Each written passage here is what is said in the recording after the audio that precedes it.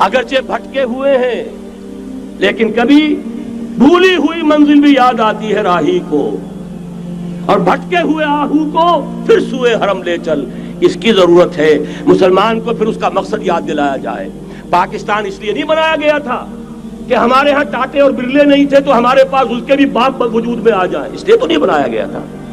پاکستان اس لیے نہیں بنایا گیا تھا کہ جاگیرداروں کی جاگیرداریاں محفوظ ہو جائیں، پاکستان اس لیے تو نہیں بنایا گیا تھا۔ اور یہ کہ نمازیں اور مسجدیں تعمیر ہو جائیں، مسجدیں تو امریکہ میں تعمیر ہو رہی ہیں عالی شان سے عالی شان، اس لیے پاکستان نہیں بنا تھا۔ آج بھی مسلمان، میں معذرت سے عرض کر رہا ہوں مولانا سے، آج بھی بھارتی مسلمان کی ایوریج نمازی ہونے کے اعتبار سے پاکستانی مسلمان سے کہیں بہتر۔ آج بھی برقع نظر آ جائے گا تو ہندوستان میں نظر آ جائے گا۔ میں نے اپنی آنکھوں سے دیکھا چند سال پہلے جب مکہ مسجد حیدرآباد دکن میں 3 دن مسلسل میری تقریریں ہوئی ہیں، 10,000 مرد اور 5,000 خواتین، اور ان میں سے کوئی بغیر برقعے کے نہیں تھی۔ ایک سیلاب نظر آ رہا تھا برقعوں کا کہ جب جلسہ ختم ہوا ہے رات کے 12 بجے 3 دن تک متواتر۔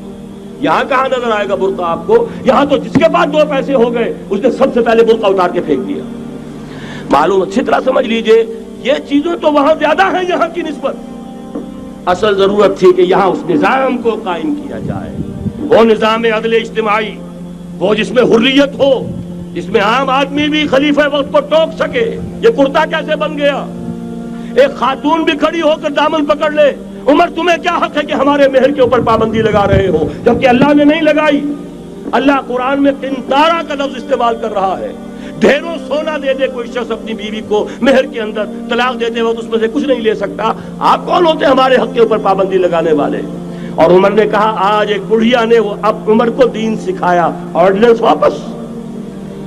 حضرت سعد بن ابی وقاص رضی اللہ تعالی عنہ جو فاتح ایران تھے، وہ گورنر ایسے ہی نہیں بن گئے تھے ریوڑیاں بٹی ہو اور گورنری مل گئی ہو، وہ تو خود فاتح تھے ایران کے، اس لیے گورنر تھے۔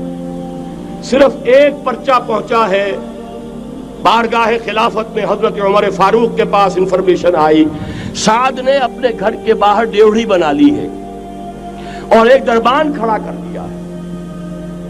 حضرت بلال کو بھیجا ہے رقعہ دے کر، اور یہ حکم تھا کہ بلال پہلے تو جاتے ہی ڈیوڑی میں آگ لگا دینا، پھر یہ رقعہ دینا میرا۔ اور رقعے میں لکھا ہوا تھا اے سعد، لوگوں کو ان کی ماں نے آزاد جانا تھا، تم نے انہیں اپنا غلام کب سے بنا لیا ہے؟ یہ دربان کھڑے کر دیا اپنے آگے۔ وہ حریت، وہ مساوات کہ جا رہا ہو خلیفہ وقت اور چارج لینے جا رہا ہے بیت المقدس کا، کوئی ذاتی علاج کے لیے نہیں جا رہا، سیر و سیاحت کے لیے نہیں جا رہا، چارج لینے کے لیے بالکل سرکاری وزٹ ہے، آفیشل وزٹ ہے، اسٹیٹ وزٹ ہے۔ اور حال کیا ہے؟ 700 میل کا فاصلہ طے کرنا اور ایک اونٹنی، کوئی انٹوریج نہیں، کوئی خدم و حشم نہیں، کوئی جمبو جٹ بھرے ہوئے نہیں، کچھ نہیں، ایک اونٹنی ایک خادم۔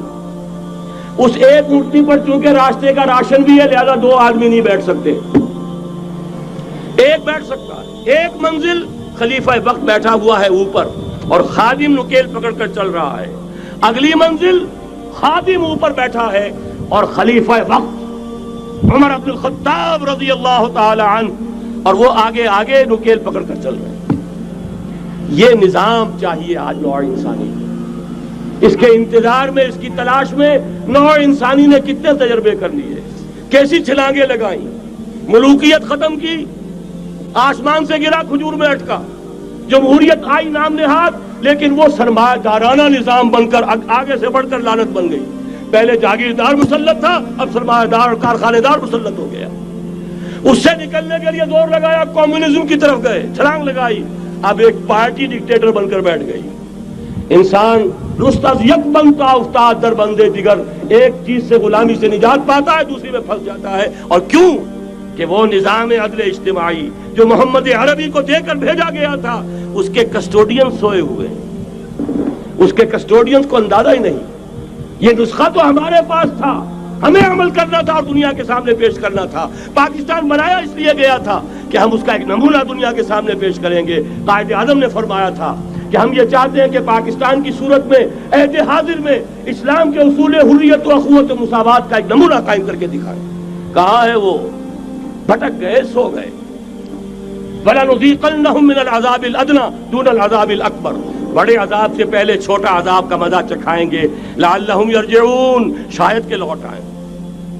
کوئی عجب نہیں اس عذاب الادنا کے بعد ہم جاگے نہیں، ہوش میں نہیں آئے. کوئی عجب نہیں کہ بڑے عذاب کا کوڑا ہماری پیٹھوں پر برس جائے. لیکن مجھے یہ یقین ہے، نوٹ کر لیجئے، اگر یہ دوسرا امکان ہو گیا، خدا نہ خواستہ اللہ کے عذاب کا کوڑا ہماری پیٹھ پر برسا، مجھے یقین ہے اللہ ہندوؤں کو مسلمان بننے کی توفیق دے گا.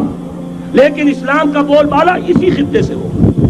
تاریخ میں یہ ہو چکا ہے آیا فتنہ تاتار کے افسانے سے، پاسباں مل گئے کعبے کو صنم خانے سے. تاتاریوں کے ہاتھوں کروڑوں مسلمان قتل ہوئے، لیکن اسلام نے تاتاریوں کو فتح کر لیا، اور پھر اسلام کا مسلمانوں کا دوسرا دور عروج انہی تاتاریوں کی مختلف شاخوں کے تحت ہوا. وہ تاتاری ہی تو تھے، وہ سارے ہورس، ٹرکش ہورس، ترکان تیموری، ترکان صفوی، ترکان سلجوقی، ترکان عثمانی، وہی تو سٹاک تو وہی ہے آیا فتنہ تاتار کے افسانے سے، پاسباں مل گئے کعبے کو صنم خانے سے. اس لیے کہ حضور نے فرمایا مشرق سے ہوگا، جہاں سے فوجیں چلیں گی. تو کوئی عجب نہیں. بہرحال یہ دو امکانات ہیں، لیکن اس کا فیصلہ تیرے ہاتھوں میں ہے، دل یا بدن. سیدھی بات. اگر تو اب بھی ہم ٹھیک ہو جائیں، جاگ جائیں، ہوش میں آ جائیں، قوم یونس کی طرح توبہ کر لیں، تو بغیر عذاب کے کوڑے کے رحمت خداوندی ہم پر سایہ کرے گی. اگر ہم نہ جاگے تو وہ عذاب کا کوڑا آئے گا. یہ نہیں میں کہہ سکتا ان ادری قریب بعید ما توعدون، یہ میں نہیں کہہ سکتا، یقین کے ساتھ جانتا ہوں کہ آئے گا. لیکن یہ کہ اس کے بعد بھی یہی سے بول بالا ہوگا. اگر ہمارے ذریعے نہیں تو ان کے ذریعے سے، جو ہمیں شکست دے کر پھر اسلام قبول کر لیں گے. لیکن کیوں نہ پہلے ہی راستے پر چلنے کی کوشش کریں.